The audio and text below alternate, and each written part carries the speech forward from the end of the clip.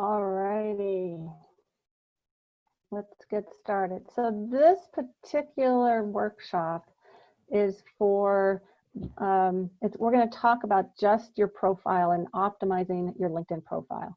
And the question is, there's a second workshop now called Leveraging LinkedIn. So this one is really just talking about your profile and the different pieces of a LinkedIn profile.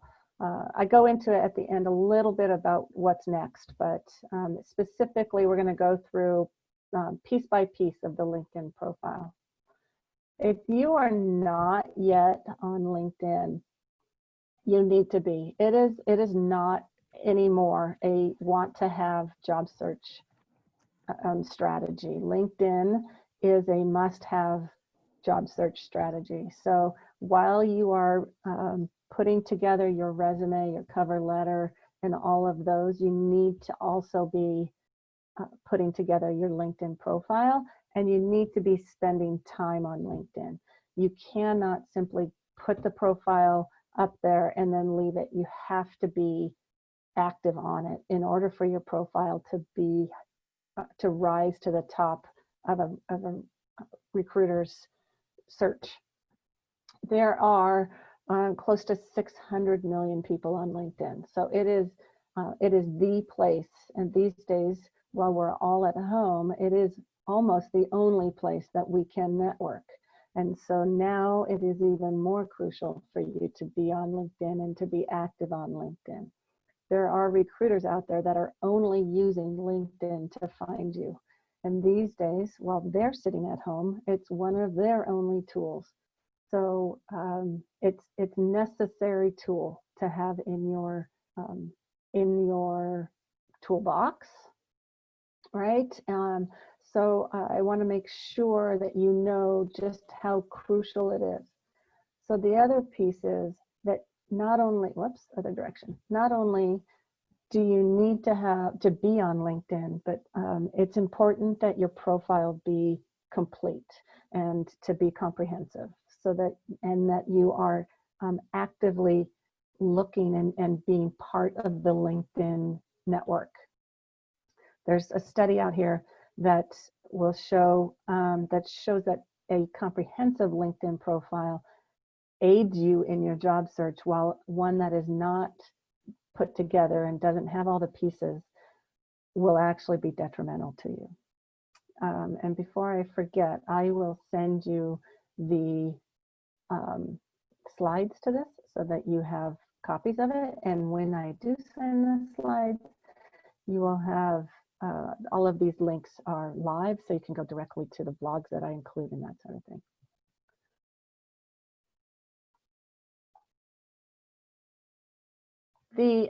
Lots of times the people ask me what the difference between a resume and the LinkedIn profile is. Why do I need to have both? There are similarities to it. They are both.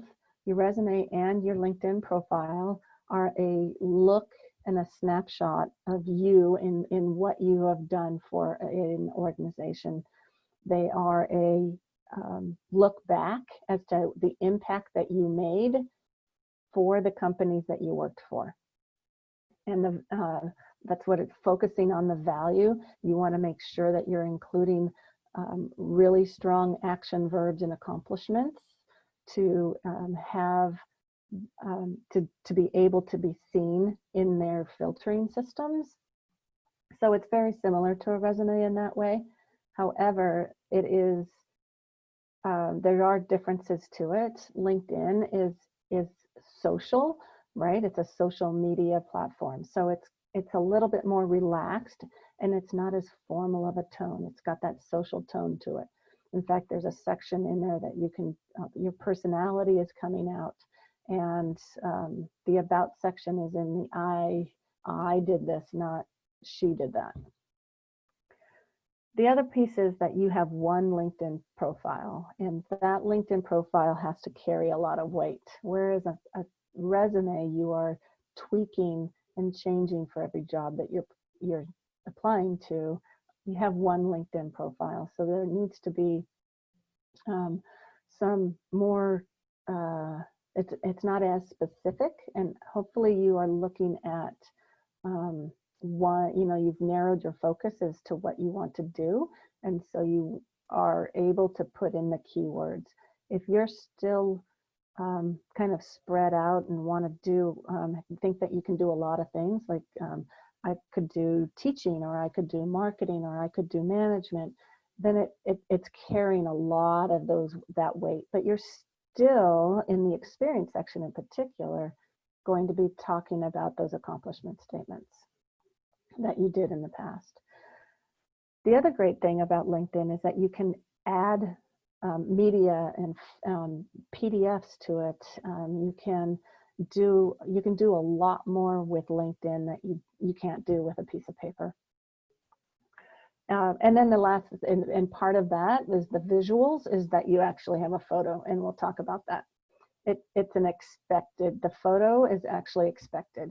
And if you don't have a photo, it too is detrimental.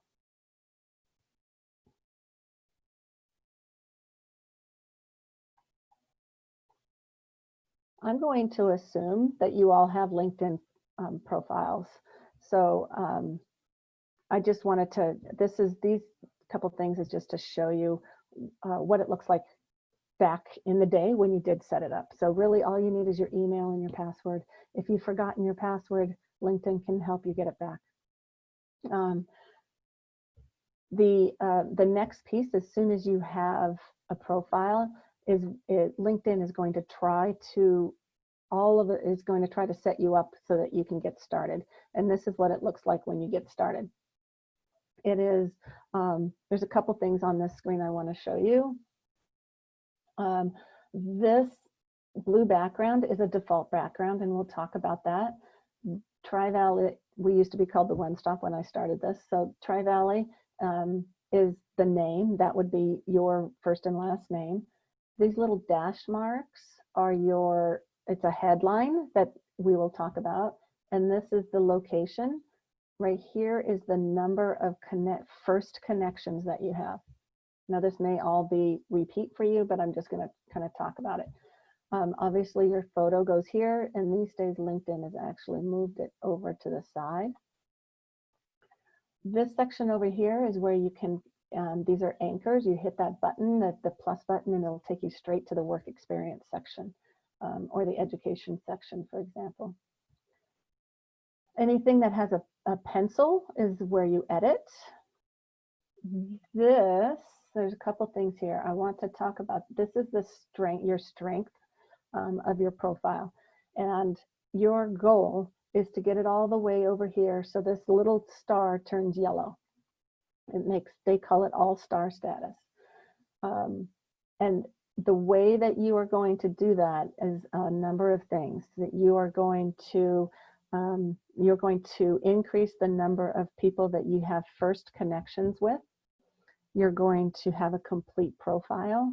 You're going to join groups, and we'll talk about groups, and you're going to be active on LinkedIn in itself.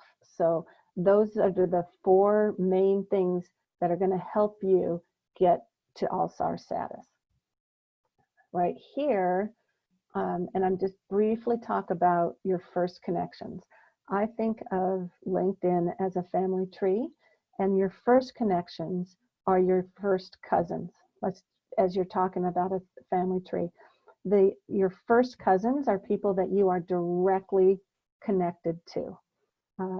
The next level, there are 3 levels in LinkedIn. You have first, seconds, and thirds. First, you are connected to directly, one-to-one. The second is somebody who is connected to a first, but not to you, right? So I may be connected to Joseph, and Mary is connected to Joseph as well, but I am not, right? So Mary is my second. If Mary is connected to Susan, but neither Joseph nor I are, then she's my third. It's just one more level down. The reason that this is important is that you can search firsts and seconds very easily. LinkedIn will show you if they are a third and tell you that there is somebody in there that can introduce you, but you cannot really talk to a third like you can a first and second. Nor does it go anywhere past third.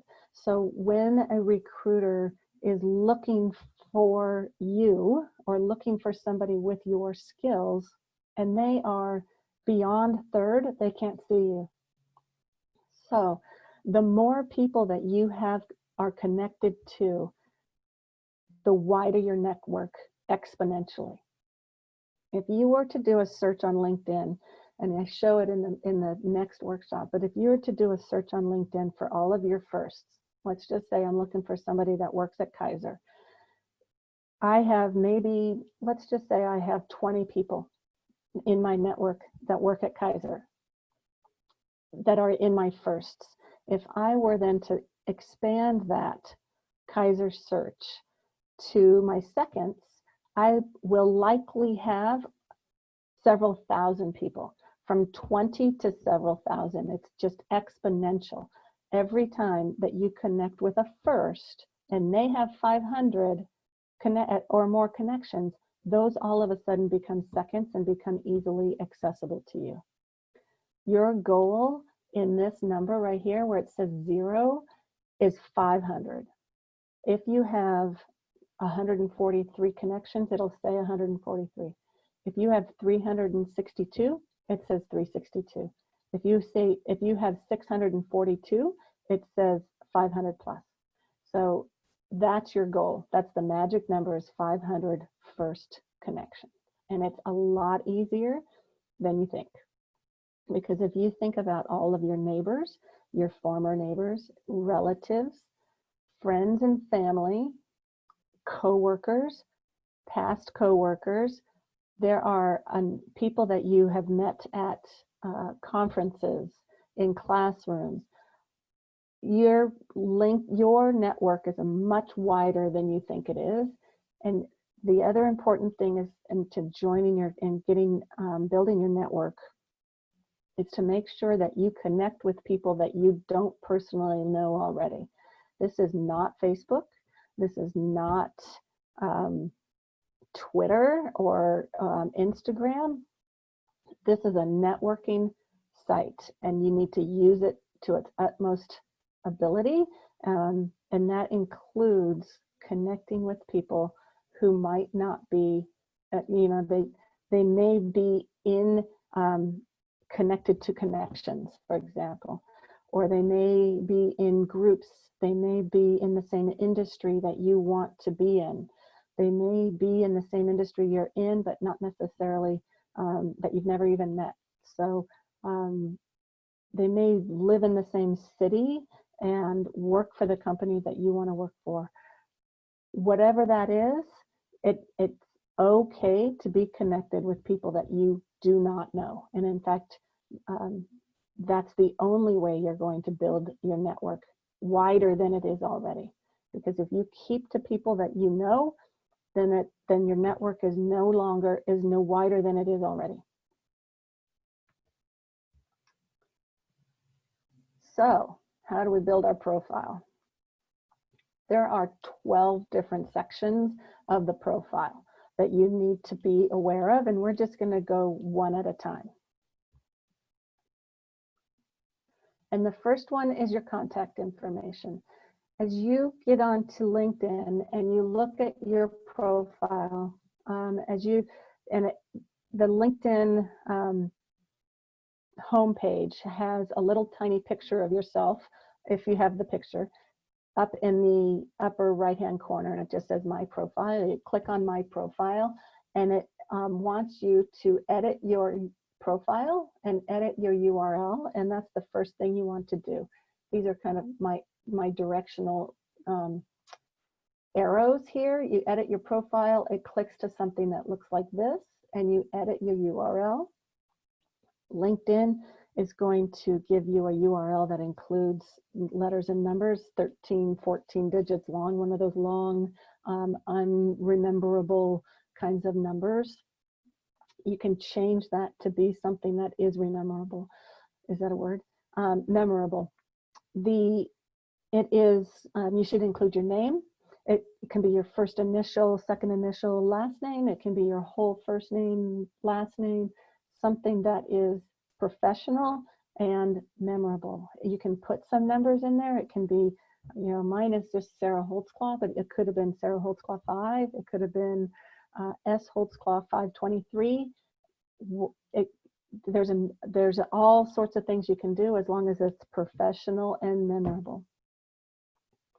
And then it's going to ask you to you can start editing content and editing things that are visible. And these, as I said before, if it's got a pencil, it's editable. So this little pencil takes you to your first page, and it's going to be able to edit this picture and edit your profile picture, your name. You can put something after your name if you have some certificates that you wanted to do. If you have a PhD, you could say, it could have said Sarah Holtzclaw, comma, PhD. There's some people put their, like there are some LinkedIn experts that say, it would say Sarah Holtzclaw, LinkedIn expert or teacher extraordinaire, whatever it is you want to do. There are other people. There's a man by the name of Andy Foote who is you should follow him on LinkedIn, but he is a LinkedIn expert out of Canada, and he puts his name in all caps so that it stands out from other people. And in fact, these days, his name is actually, he's got a period between each letter in his name. The headline is, we'll talk about, and this is just the position and the place that it's going to be, that you are. These are the different things that you can include in your contact information. You can use, like we talked about, your URL. If you have a website that's associated with some of your work, if you, for instance, have a portfolio on a website, you're welcome to put that in there. A phone number should be, if you put a phone number in there, remember this is information that you want a recruiter to have should they find you in their search, in their filtered search. So a phone number, just make sure the phone number has a voicemail that you check. It has a professional voicemail, and it's a voicemail that can have be left, right? So it's not full. So you're not, the person on the other end isn't getting this voicemail is full, please check back. You don't need to put an address. You can put a city, and we'll talk about that in a second, but actually the city and you can put the metro area depending on where you're trying to look for work. If you're trying to look and are open to anywhere in the Bay Area, then put San Francisco Bay Area. If you are just looking in the Tri-Valley for a job, then you might want to put the city if you live in the Tri-Valley, right? If you live in Napa and you don't want to drive into the city, then put Napa or put Sonoma or something like that. But you want to make sure that more recruiters find you, and the more recruiters are going to find you, San Francisco Bay Area is what they're going to search for. It also, if you're looking for a job and you've sent a resume to a company, you live in Livermore, you've sent a resume to a company that's in San Mateo, they automatically go and look at your LinkedIn profile and they see that you live in Livermore. There could be some unconscious biasness there that says you have an hour-and-a-half commute. I want to try to look for somebody who's closer in. If you put San Francisco Bay Area, they don't know where in that area, in the whole metro area you live, and are not going to make that biased decision on you. Email, make sure, just like your phone number, it's professional, and that it's not going to date you. And by that I say, make sure that the server system that you're using is up to date and current. Gmail, Ymail, and Yahoo, AT&T, Comcast, iCloud, Apple, those are up to date serving providers or email providers, but if you're still using AOL, I caution you to use that as your job searching email. It, for example, it's going to date you to the fact that you had an email in the 1990s, right? Which means you had an email to a point you were around, quote unquote, and conscious enough to have an email back in the 1990s. My daughter and I just watched You've Got Mail with Tom Hanks and Meg Ryan just yesterday. And it was hysterical to look at the technology and the dial-up that AOL uses. However, I mean, it's still around, right? But it says that you're probably in your 50s, and you don't want those people to be, you don't want recruiters, again, to have some kind of unconscious biasness that is going to have them make a decision on you before you get a chance to talk to them. Birthdays is another option. You don't have to put the year. Birthday is a way for LinkedIn to help you connect with people, right? So in your notifications, it's going to tell you that there are somebody's birthday is today, somebody's birthday was yesterday, if you haven't gotten onto LinkedIn yet today, and it's going to give you an opportunity to reconnect with that person, and vice versa. You will, if you send a happy birthday, you can then see how they're doing. You can then open up a conversation with them and tell them what you're doing, and tell them and see if it's somebody that you want to if there's an opportunity for a reconnection and for them to help you in your job search. So birthdays are actually a benefit to this. And again, no year needs to be in there.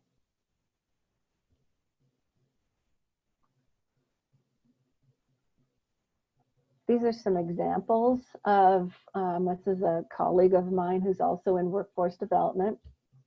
And you can just see, I just picked hers out to show you all of the different contact information that's available. You can put your Twitter handle in there. You can put different websites. It's a way for people to get a hold of Amanda, right? That's the whole purpose of this contact information, a way to get somebody to get a hold of you. The other piece here that I want to point out is LinkedIn wants to tell you if a person is online or not. The green dot, regardless of whether it's hollow or solid, tells you that somebody is online right then. They are currently using LinkedIn, and you have an opportunity to have a one-on-one conversation with them right there. If it's a solid dot, it means that they are using LinkedIn's website version. If it's a hollow dot, it means they're using the mobile site, which may tell you a little bit easier as to whether or not somebody can have a conversation with you, right? So the mobile sites, if they're using it on their phone or a tablet, it's a little bit more difficult to have conversations immediately, but it's not impossible. And the LinkedIn website just has more versatility, and it is able to have some more conversations more easily.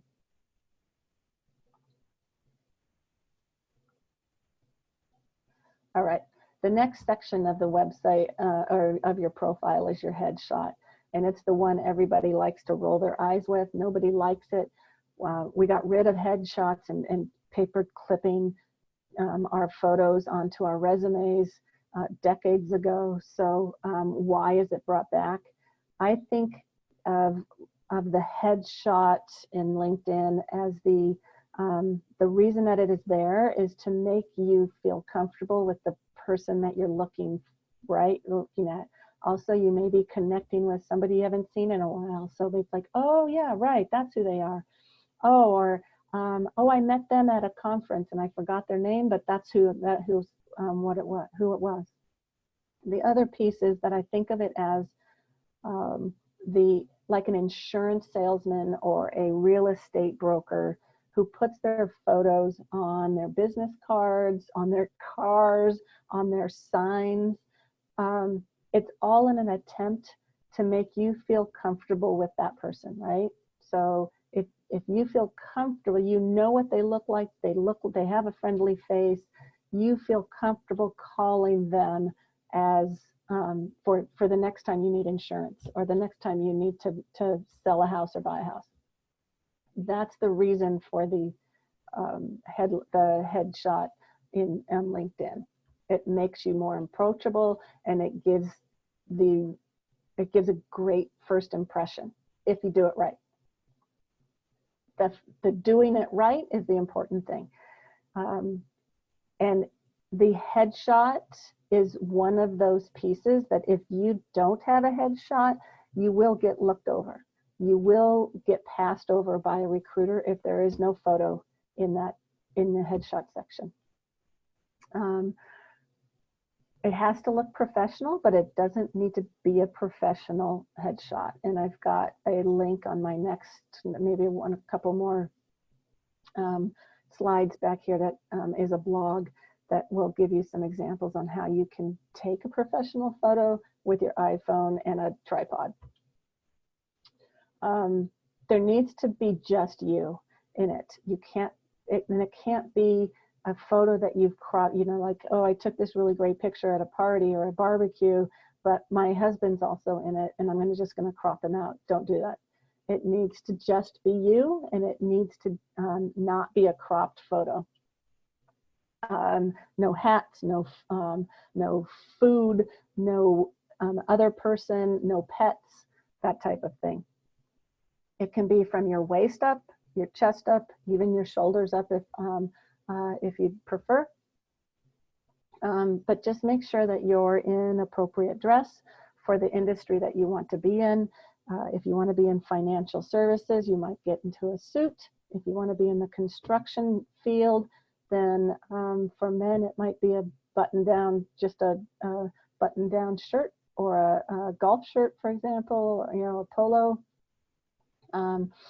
It just depends on the industry you're trying to get into. You want to make sure that the focus is on your face and on you, and not distracted backgrounds. You want to have it so that it's not, you can obviously tell that you've taken a picture of yourself. And I'll show you some examples, or tell you a little bit about some other opportunity that I tried to do. These are some before and afters. These are, this one up here in the corner. This is a fine photo. It's just that this color of her skin, the lighting has turned her skin kind of the same color as the background, and it's just not, this is a much better photo. This one looks like he's been cropped out of something. He's been at a party, he's been at a tailgating party or something, and this is just much more of a professional photo. Same thing here. Just don't, this is much too relaxed. This is Facebook. This could be Instagram. It is not LinkedIn. This one on the other side is an example that the background doesn't have to be solid white or solid black. It can be visually appealing. It's just not, the focus is on you.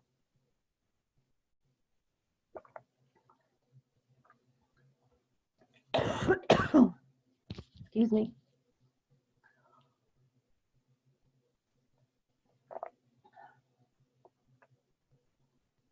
I'm going to mute myself for just a second.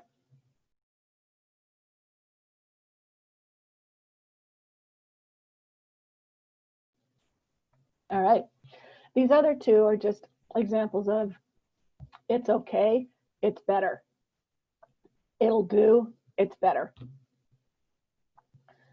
These are some examples of some of my firsts that I just wanted to bring, kind of just show you some real examples. These two people, Patricia and Randy, are brilliant people, some of the most brilliant people I know. She's a history professor, so this background probably is something that's really crucial. I just don't know, and I can't even see her. Randy's the same way. He works at Livermore Labs, brilliant man. And, you know, a picture of him in DC is probably a pretty cool thing, but I just can't see his face. And I want to be able to see his face so that I feel comfortable with him. Linda over here is retired and doesn't care if anybody knows that she's a grandma, but this is not something that this is not a LinkedIn picture. This is a Facebook picture. Same with this one. In the both in these corners. This one, I don't know who it is. If it's a rather generic name like Alex or Sam or Dylan, I wouldn't know who the person is that I'm looking at. And these other ones are just a little too close. This one's going to get you nowhere. Up here in the top, the one that has no photo at all. There is a website that you can go to, and usually I can probably just feel your eyes rolling that you would do this, but it's an actually good, it's a good website to try it out. You have a photo that you think that you want to use on LinkedIn. You can put it up on photofeeler.com and have people tell you what they think of the photo. They can, it has the opportunity for you to rate other people's photos and for them to rate yours. It's called photofeeler.com, and the idea is that your karma grows as you rate people's photos, and you rate them by what they look like and the title of their job or their job title, and whether or not they look competent, likable, and influential. And then you can leave a note that says, yep, that's a great smile, you look really friendly, or I wouldn't do that, or that's an obvious selfie. And the more that you rate, the more people that you rate, the more times your photo shows up in other people's web inboxes. You think that, oh my God, I wouldn't want people to do that. Well, this is exactly what a recruiter is doing when they look at your photo. So it's an opportunity for you to get ahead of the game, right? I've tested it out and I've put a couple different photos in Photo Feeler. I put one that was done in my car. Had a great hair day. I'd just gotten my braces off, so my teeth were bright. I felt really great. It was a great shot. I put it up there, and sure enough, I got all of those comments that said obvious selfie, change the location, and it gives you great feedback. So you might try it out. And this is a link. The Photo Feeler blog is a link for you. It's a video and a blog just to talk to you about how to get a professional photo without going to a professional photographer. Pre-COVID, we used to have, we have volunteer photographers that come to the Career Center and help out and give people some LinkedIn photos for free. And hopefully when we get back, we can do it again. The other piece of the photo area is the profile cover image. This is the one that is the long horizontal picture that's connected to your profile shot. The default is the blue with the network looking graphic in it. That's changeable and you should look at changing it. It's valuable real estate for you to tell your story. I've seen people that are have been mentioned in different magazines. All the logos of the magazines are up there. I've seen pictures of a DNA strand for a scientist. I've seen pictures of travel photos of people. So it doesn't have to be your profession that you're showing off here. It can be a hobby. It can be just something that you really like. The photo needs to be yours, and you need to be able to have permission to use it. Don't just steal a photographer's photo off the internet, but try to show some personality to it. the idea is that you're telling more of your story. This slide is here can give you some of the dimensions of because it's long and narrow, right? So if you were to put a square photo in there, it's only going to use a portion of that photo. So you want to make sure that it's formatted for this space to optimize the space. And Canva and Pixlr are two websites, and you can see they're linked there. Two websites that will help you with that. They have Canva. I've not used Pixlr. I've used Canva. Canva has all sorts of different sizes. If you can, it'll help you with an ad for Facebook, or your Facebook cover photo or background photo and that sort of thing. But it also has a LinkedIn profile cover image size, so that you can it'll help you with some graphics and things for free.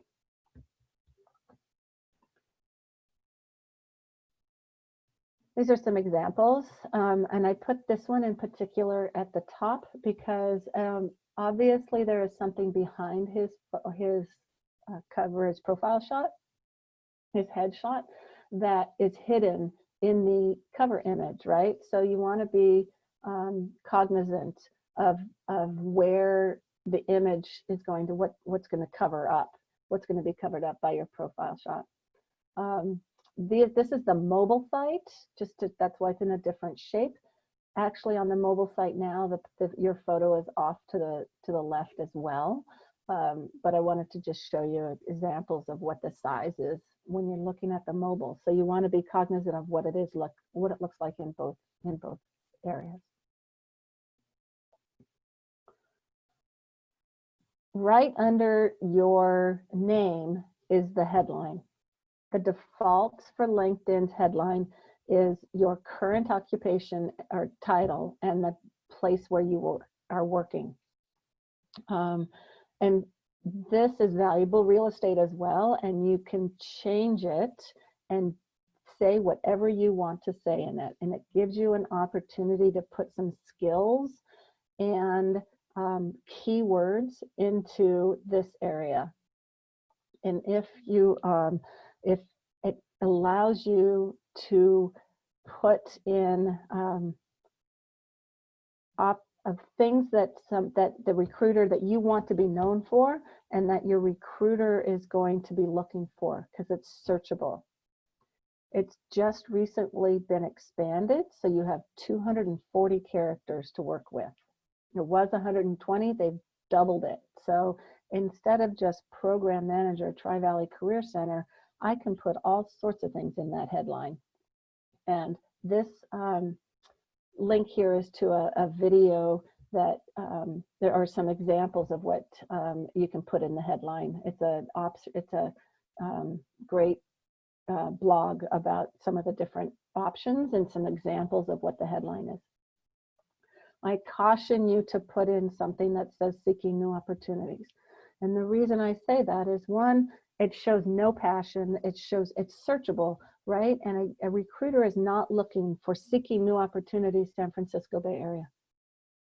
They are looking for Scrum Masters or HR professionals or bookkeepers, accounting, CPAs. They're looking for somebody with skills. They're not looking for somebody looking for work. So you want to put your skills in there, and you want to tell your story in this section as much as anywhere else. An example here shows that this is from that blog, I believe, and this woman owns her own media company, but it doesn't tell me anything about her. Okay, she owns a media company. If I were looking for somebody with her expertise, she probably wouldn't show up. But if I was looking for somebody that's in the Philadelphia area who can teach a class on LinkedIn, then this might, or can help me with my LinkedIn profile, she might show up at that point, in my search. But owner visual board media doesn't tell me anything.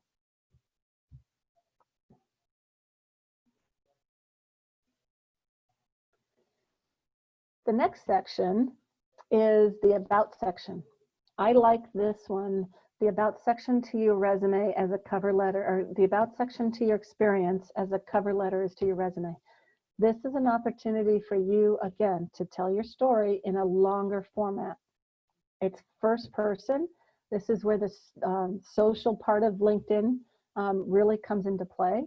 You can show humor. You can talk about outside interests. You can talk about how you got into the business that you're in. If you are changing fields, this is an opportunity for you to tell why you want to change fields and your transferable skills. It is 200 or 2,600 characters, and it just recently, like the headline, got expanded. So you have an opportunity to tell your story to the recruiters. You want to make it enticing at the very beginning so that somebody wants to keep reading, obviously.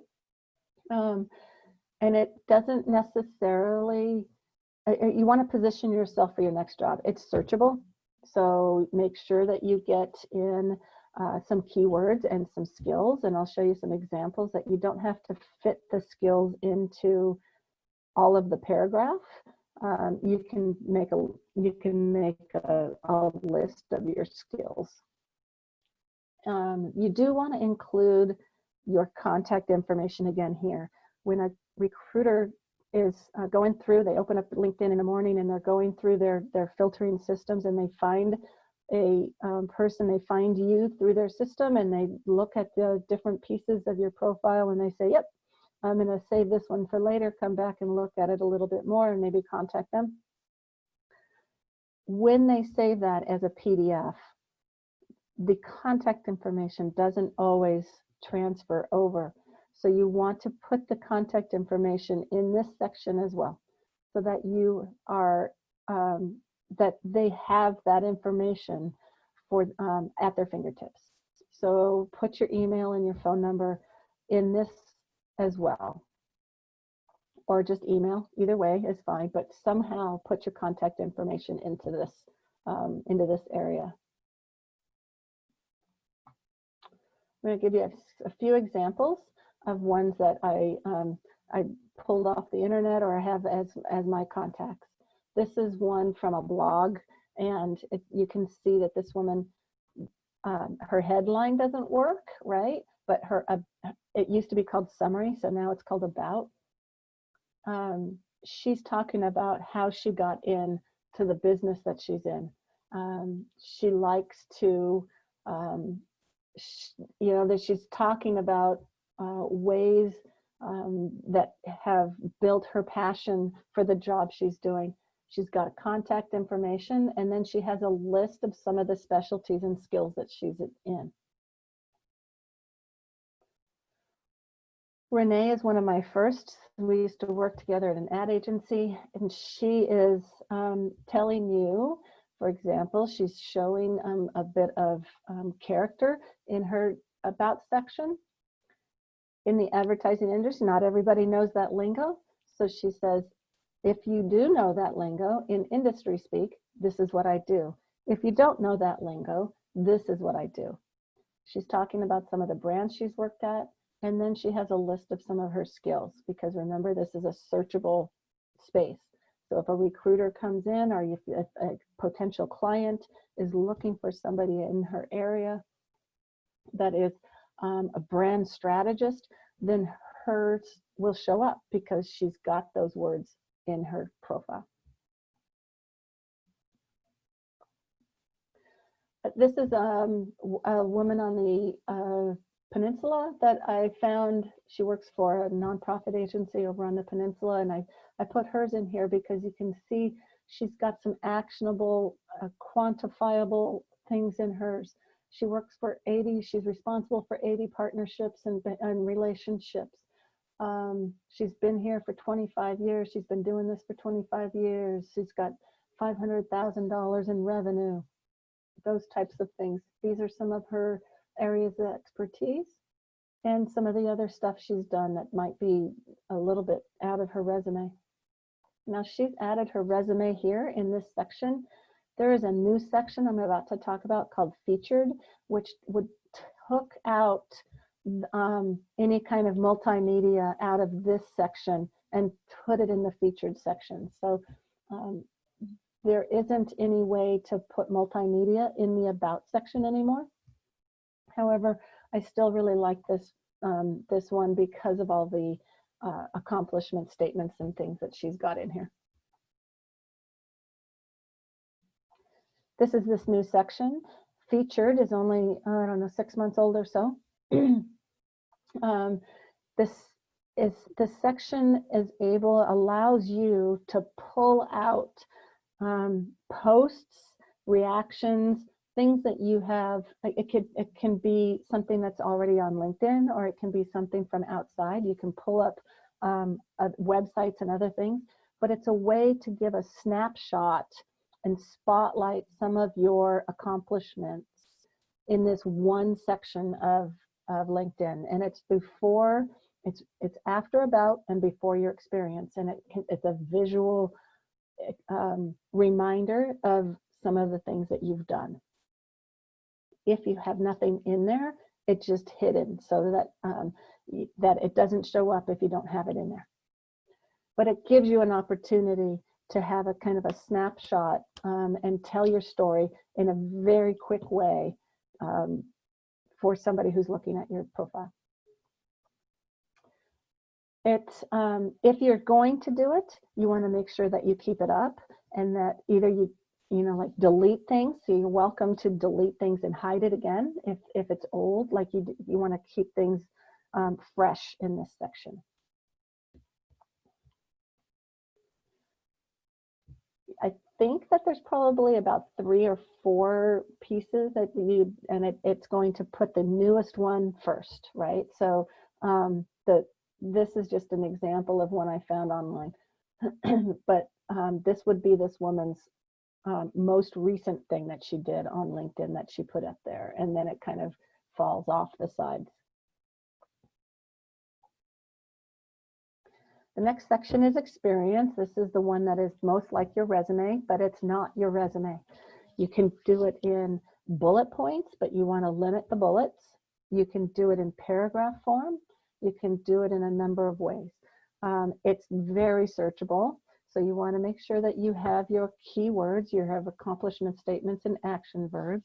You want to make sure that the action verbs are, the tense is correct, right? So if it's a current job, that it is present tense. If it's a past job, it's past tense.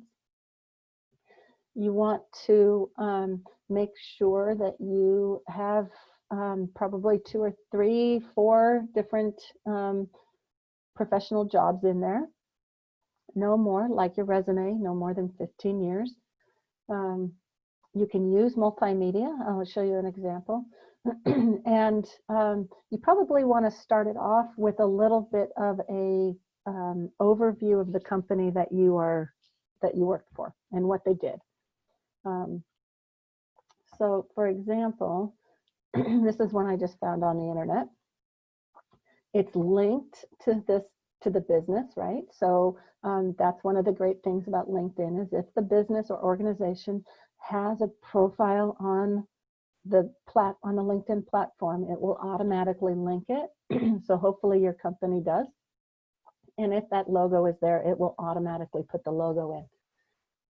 So this gentleman, I think his name is Hugo, has put a little bit of a 1, 2, 3 sentence overview of the company, and then talked about some of his achievements and responsibilities.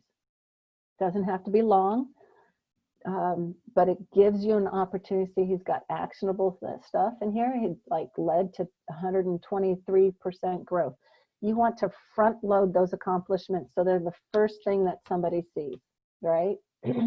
So if you've got numbers like that, if you've got sales driven things, if you've got budgets, if you've got the number of people you've supervised, quantify the job that you've done and front load that so that you can, so somebody sees it in a snapshot, just like that, and then go down to some of the other responsibilities that you had. You can put in multimedia in your experience section. And so you can put PowerPoints, you can put PDFs, you can upload documents, you can put video, all sorts of multimedia options for you to load into that experience section.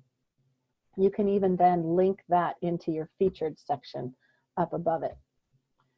And you can link things like if you have a certificate for the job that this is in, you can link that to a different section within your experience section, link it to education that you've done in the education section, or certificates down in the skills section.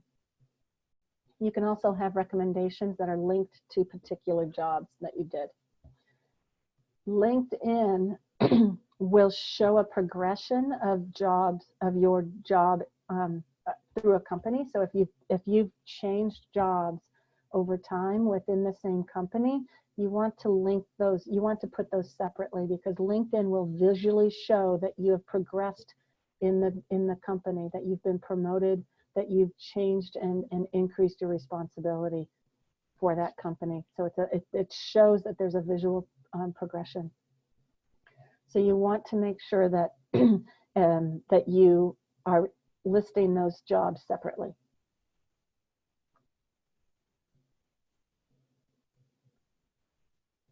The next section is education. This is an important piece. It's an opportunity for you to connect with people. So you want to make sure this is your formal education, associates, even high school associates, bachelor's, master's, all of those formal degrees or formal diplomas that you have, you put in here. Other types of education, certificates, online trainings, workshops that you've gone to, those types of things go down in a different section. This is solely your formal education. You want to be specific about the college that you went to. And if there is a school within the college or the university, add that too. So for example, if you went to Haas Business School at Cal Berkeley, put Haas Business School so that people can find you through that. This is an opportunity for you also to, because there's a whole filtering section of LinkedIn that you can find people that went to your university in the Bay Area, in the business. LinkedIn will tell you where somebody worked at your alma mater, where they worked, or if they have a connection to it. And this is an opportunity for you to find that affinity with another person that went to your college. It's an opening to a conversation for you to connect with them. If you were in any kind of extracurricular activities, a sorority or a fraternity, you also want to put that in there. Again, it's another way for you to connect with the person, right? So if you went to a sorority, you are a Kappa Kappa Gamma, you can search Kappa Kappa Gamma San Francisco Bay Area and find other people that are within the same sorority. So it's another opportunity for you to grow your network and for you to connect with people. The next section is your volunteering area, and I'm really just going down the profile. Volunteering gives you an opportunity to show a potential employer that you're more than just a workhorse, that you have outside interests, that you are a well-rounded person.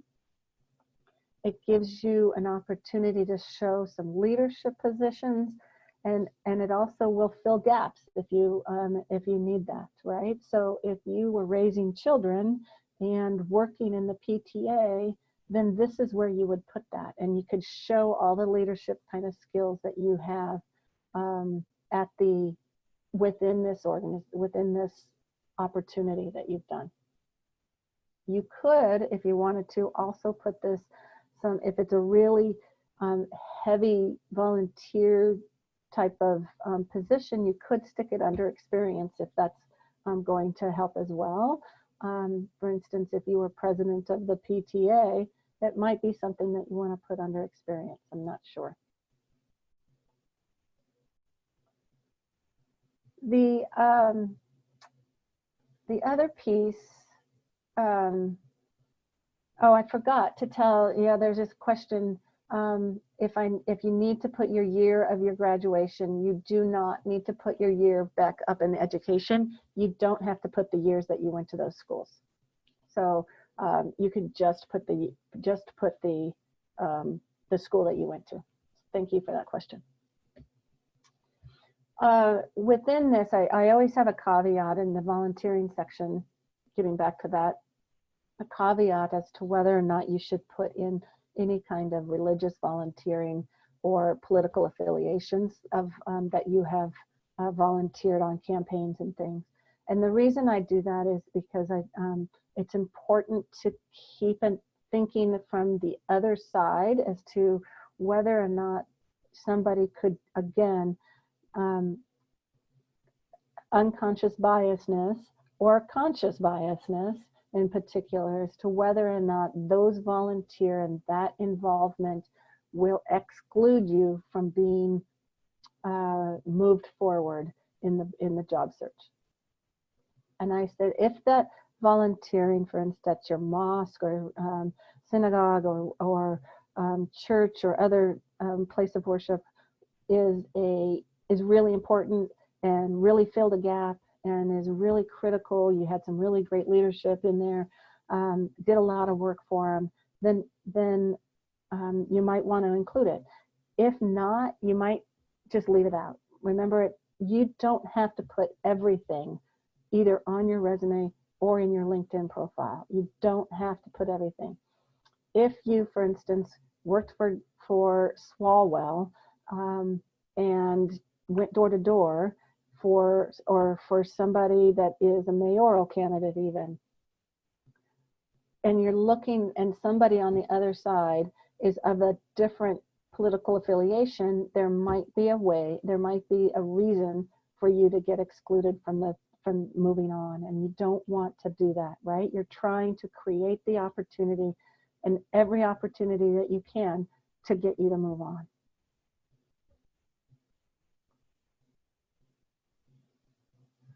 The next section is the skills and endorsement section.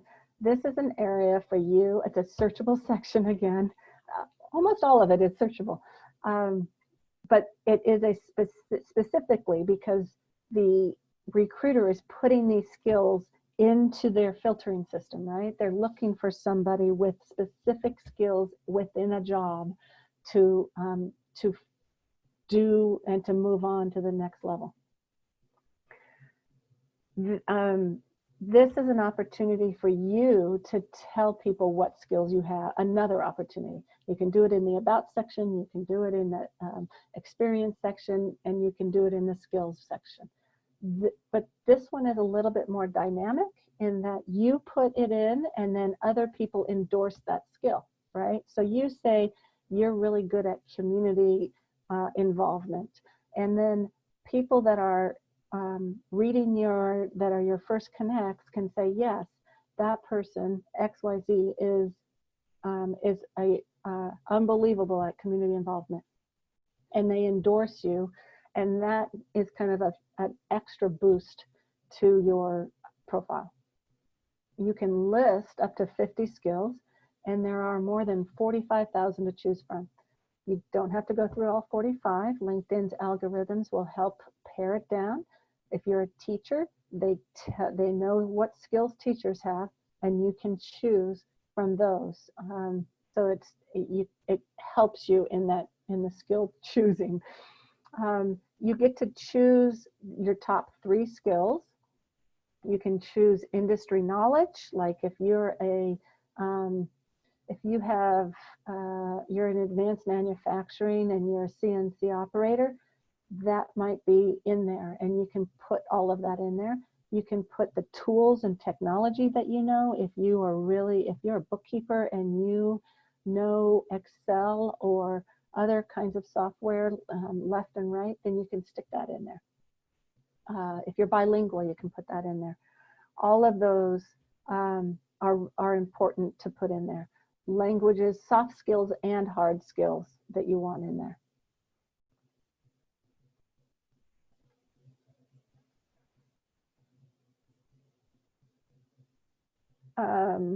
Let's see.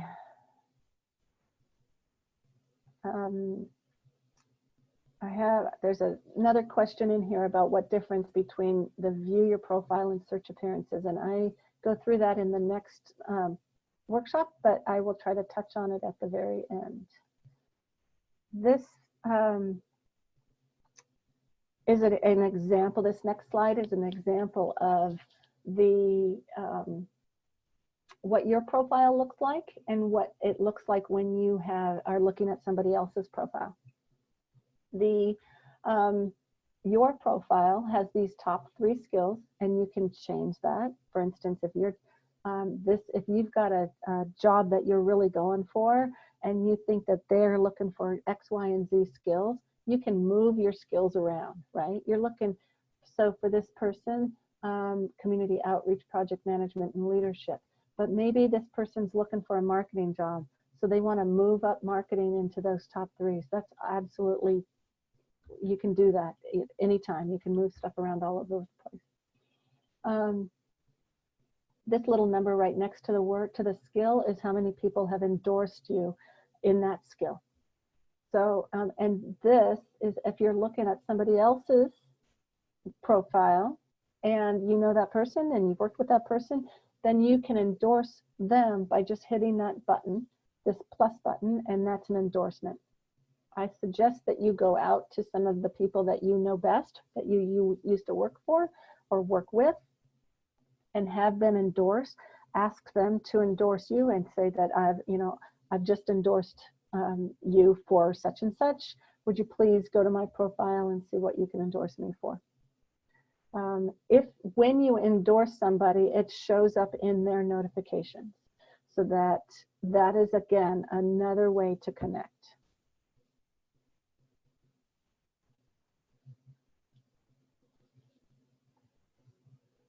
One of the last sections before you get to groups is the awards and recognitions. And this is where you can put your non-formal education. Any certificates that you've done on LinkedIn Learning will show up here. Any other certificates that you want to include will be put up here. If you've gotten Employee of the Month, you could put it up in here. If you've done some pretty big projects, new websites, new a huge event that you've planned, put it up here. If you're bilingual, stick it up here. It all shows up in this section, and you want to include a little bit of story with it. For instance, if you got Employee of the Month, may or may not be great, but if it was employee voted on, then it might be a big deal. So if you can tell that story, you got Employee of the Month voted on by other employees within 3 months of starting the job. That is a great story to tell. So you want to tell that story so that people understand. This is also another opportunity for you to highlight some of your accomplishments.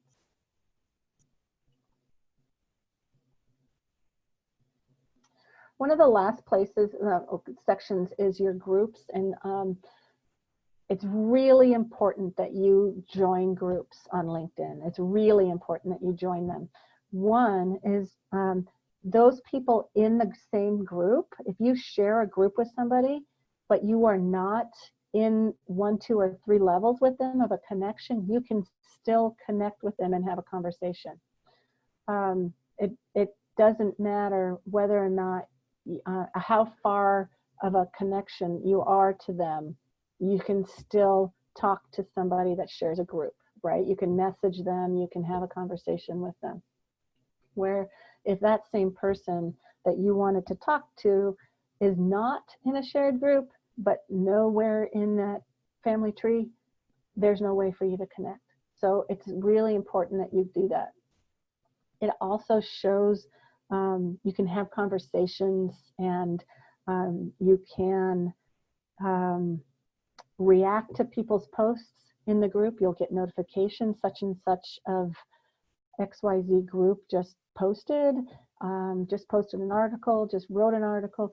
It shows you can react to people's posts. You can comment on people's posts, just like as if they were a first, second, or third, first or second in particular.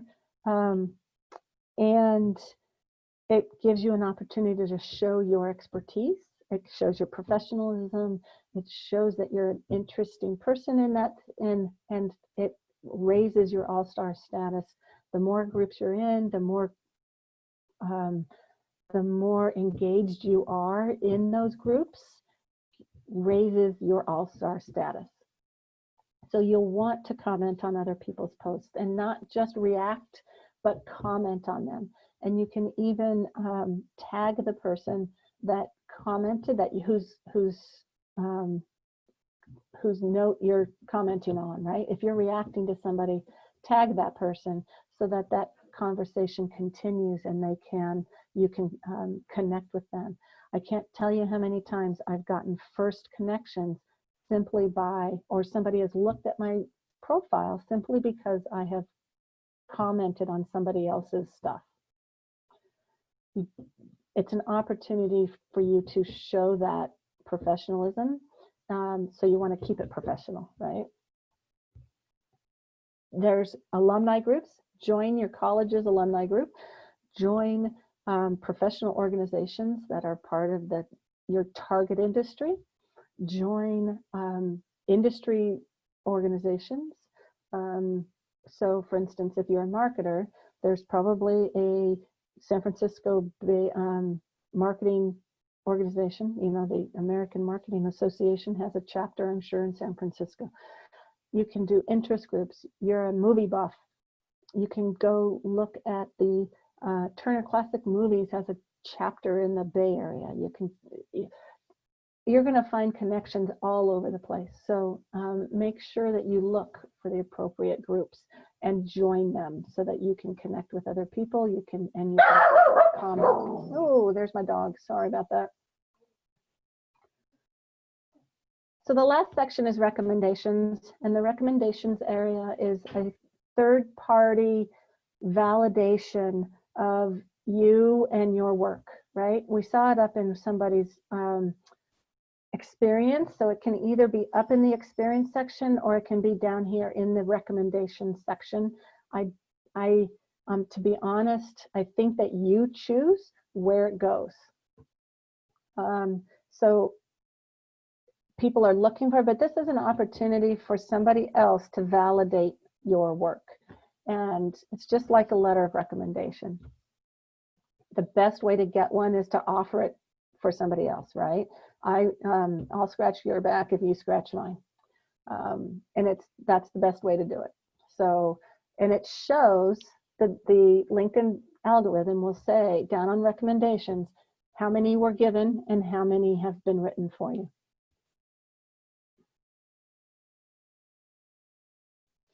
So those are all the recommendations is the very last section. So my goal for you is to become an all-star, right? So the way that you need to do that is you need to get connected. You need to get your skills in there. You need to get a great headshot and all of the things we've just talked about. Make sure that your profile is up to date. It's got, it's social. It's not got any typos in it. Share your LinkedIn profile with people. Put it in your email signature. Put it on your resume for sure. And just keep it up to date and get active on it. Next couple slides very quickly are just kind of show you what a recruiter or an employer looks at. This is a recruiter's, the visual of a recruiter, and this link is to that, to this particular screenshot. But you can see that this woman actually put in her title and what she wants you to, in her name, right? The first thing that a recruiter looks at, the photo. The next thing is the name. The third is how are you connected? And the fourth is whether or not you are a paid subscriber on LinkedIn. And we'll talk about that everything I've talked about. You do not have to do it, but we'll talk about what the benefits are. And then there's other ways that'll look into the industry you're in, your location, and that sort of thing. An employer sees a little bit of the same thing, but they're going to see your name and how connected you are. So this is an inside recruiter, right? So this is the Workday's in-house recruiter who's looking at your profile. They're going to see if you're local or not. They're going to see if they're going to filter the number of relevant skills that you have and your experience in the companies you've worked for, and if you have the education that they're looking for. Premium, if I were to buy and to subscribe to any sites, if I did, I don't do it to many. In fact, I don't know if I do it for any of them. That LinkedIn would be one of them that I would do it for. I do not put, but I can see the benefit to it. You can, especially for a job seeker, so you can get 30 days free and try it out. You become what's called a featured applicant, which means that little gold in logo, in LinkedIn logo, comes, anybody with those little gold logo that shows that you're a premium subscriber raises to the top of the list of any filtering system. So you become one of the first ones they see when they're filtering. You can direct message anybody in your network, which is very helpful, especially with recruiters. You can, without paying for it, you'll get a notification that says such and such looked at your profile, but you can't see who looked at, especially more than like 2 people, right? If you had 7 people look at your profile, you can't tell. It might be an important piece of information to know who's been looking at your profile so that you can go back to them and say, hey, I noticed that you were, peeking at my profile. Is there anything I can help you with? I'd love to answer any questions that you have. It's an opportunity for you to connect again. There's also great access to LinkedIn Learning through the premium that you might not get otherwise. Currently, during the pandemic, Microsoft and LinkedIn have teamed up, and there's ways for you to get into LinkedIn Learning without paying for it. But after the pandemic, it's an opportunity, and it's limited during this, in that particular way. So it's an opportunity for you to skill up through LinkedIn Learning.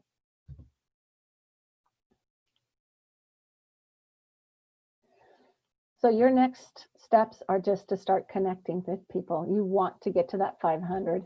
You can join, you can follow some influencers. There's a way to follow and there's a way to connect, right? So some people, there's a follow button. If you want to follow them, that's fine. That's a one-way relationship. They post something, you get to read about it. If you connect with them, it's a two-way relationship. And if they show follow and you think that you can't actually connect with them, you still can. Look for the little 3 dots, the more dots, click on that, and connect will be down in a list there so that you can still connect with them. A lion is somebody here, listed here. A lion is somebody who connects with probably 30,000 people. The vast majority of people are going to have somewhere between 500 and 1,000 connections, right? You're going to try to get to the 500. You're going to quickly get to 500, hopefully, and then just slowly build on that. A lion connects with anybody and doesn't necessarily care who they're connected with, so that they may be connected to 30,000 people. If you connect with that person, you're suddenly connected with another 30,000 people. So it's another opportunity for you to grow your network. You also, when you're connecting with somebody, want to personalize your message to them. Tell them why you want to connect. This slide gives you some kind of icebreakers as to, I saw that you were in Kappa Kappa Gamma. I would really love to connect with you. I'm, I'm building my network. I'm trying to find other people in the sorority, in the vicinity, and I'd really like to connect. Talk about that, some kind of connection. You went to the same college, you're in the same industry, you're in this, I'd really like to, I'm connecting with as many people in Kaiser as I can. However, whatever it is, just tell them why, so that they have a reason to be, to talk with you. You'll have a better chance of them not ignoring you and connecting with you. There's a theory that you should be on LinkedIn every single day, and I really do believe this, especially as job seeker. You should be on LinkedIn every single day. 10, 15, 20 minutes. You don't need to get sucked into it. LinkedIn is an easy thing to get sucked into. It's not a bad thing to get sucked into, but it is you're going to find your next job by connecting and finding that networking. Your network is going to help you find your next job. An employee referral is the best way to get a job. So you need to get those employee referrals, and the way that you're going to do it, especially now, is by these connections. So you want to comment on people's things. You want to connect with people. You want to support them. And these are the reactions. And I think there's actually one more. I think there's a caring reaction now. Update, start looking around, find people that are in the industry you want to work for, that are working for the companies that you're targeting, and that sort of thing. These are some people to follow. These are all live links to their, these are LinkedIn professionals, LinkedIn coaches and career coaches and things that are really know what's going on and have a lot of expertise to share on LinkedIn. These are live links to their LinkedIn profiles. And this particular, this is a link to the article where I found those. I just picked out some, the top 10 that I knew. Where are you going to find more information? You're going to find it either through us. We have another workshop at the end of the week that takes this to the next level. You're going to find it on internet. There's LinkedIn itself has a lot of help. There's a whole help section to help you build your profile. In fact, today I was just adding the whole features section in the PowerPoint, and went to LinkedIn Help to get some of their expertise as to what to put in there and what it was all about. This is Andy Foote's blog. He's really great. He's all about LinkedIn.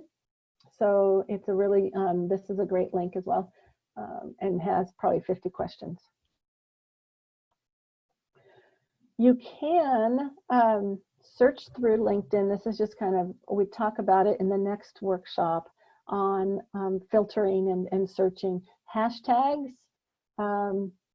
Click on the jobs and that sort of thing. And I go into this much more detail in the next workshop. And that's it. There are some, a couple questions that are in the chat box that I'm going to try to go through right now. Hopefully, if I have the answers, if not, I'll get back to you on it. One of the questions is, what's the difference between people viewing your profile in search appearances? Somebody viewing your profile is that they have clicked on your, they've clicked on your profile to read it.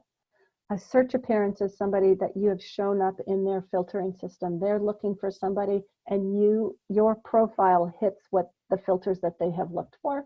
And that's the difference between your profile. And there is an area of your profile that is only to you. It's called the dashboard.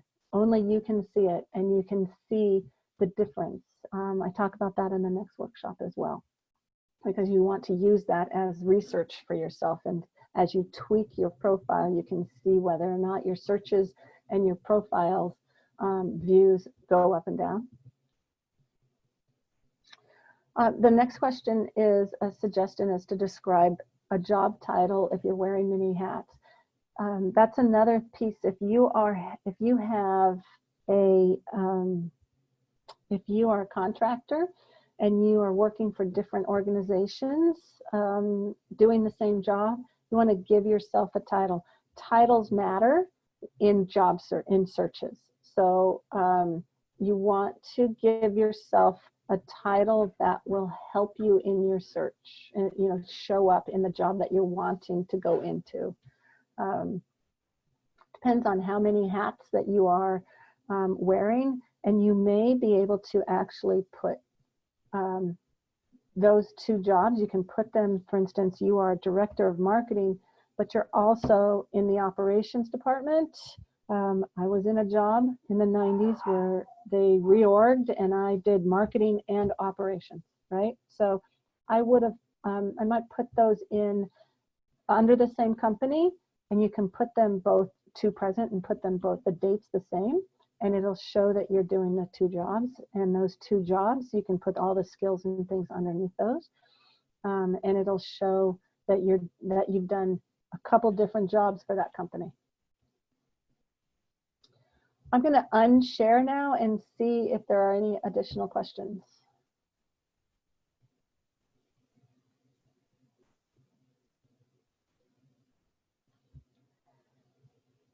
If there are no additional questions, does anybody have anything that they want to ask? Turn off your mute and ask. If not, you can find my email is pretty easy. I think it's all it's on my web. It's on our website for sure. sholtzclot@clpccd.org. Any other questions? Sarah, I have a question. For the appearances, should we try to put more keywords for the industry you're trying to apply for to get the views, you know, for somebody for the job seeker to connect with you? Because if you want to put in as many keywords into the place that you want to go and forward looking that you can. Okay. Right? So your target occupation or your target industry, put as many of those keywords in there as you can that are appropriate. I mean, certainly don't put in skills you don't have, but put as many of those transferable skills and other skills into the target occupation. Okay. Well, thanks for joining me. I'm going to put, let's see, I'm hopefully going to be putting in, if you have not registered on our, and registered your attendance, I just put a new link into the profile. And I'm actually, let's see if I can do this.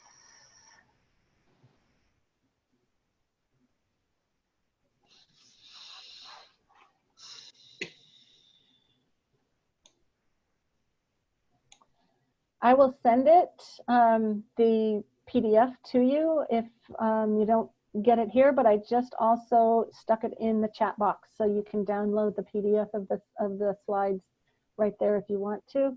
But I would appreciate it if you would put your name and information in the in our attendance link as well. And thank you very much. I think the next workshop is on Thursday or Friday of this week, so you're welcome to join me then too. All right. Thank you. Thank you all.